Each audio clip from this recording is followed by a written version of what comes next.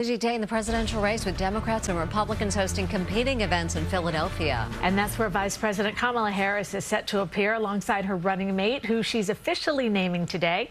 Westbrook is here in the studio with more on what we can expect. That's right. Well, good morning to you both. I know the big question is, well, when exactly will we find out? Well, that, of course, is at top of mind, and the exact timing on when we'll learn Harris's VP pick still remains a bit unclear. We do know, however, the decision is expected to be announced in the form of a video this morning.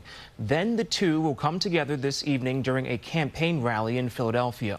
It's expected to be a full day ahead in the city as Republican vice presidential candidate JD Vance is set to hold a competing event at noon. Vice President Kamala Harris's campaign is expected to officially announce her running mate in the hours ahead. It's the vice president's first big move since locking in the Democratic nomination following President Biden's historic decision to drop out of the race. Harris interviewed 3 VP candidates Sunday: Governors Josh Shapiro and Tim Walz, and Senator Mark Kelly.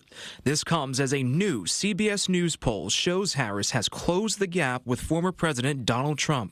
CBS News Director of Elections and Surveys Anthony Salvanto explains where Harris is making gains. Black voters, always a key part of the Democratic base, much more likely now to say that they're going to vote, up from 58 to 74%. Republican vice presidential candidate JD Vance will also be in Philadelphia today for a campaign event. Vance is scheduled to travel from Ohio to Pennsylvania for the appearance at noon, where sources close to the campaign say he's expected to attack the Biden administration's economic policies.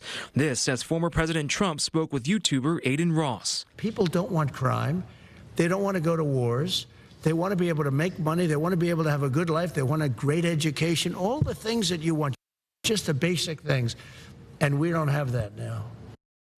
Now, following the former president's live stream interview you just saw there, the Harris campaign released a statement saying in part, quote, "While Trump is doing everything he can to drag us backwards, Kamala Harris is fighting for our futures," end quote there. Now, we're told Harris's choice will be followed by a 5-day tour of at least 7 cities this week as she ramps up her campaign in key battleground states. Cindy, Mary? Westbrook. Thank you. And the Democratic National Convention begins Monday, August 19. Jessica Moore will report live from the convention in Chicago. Political reporter Marcia Kramer will have in-depth analysis.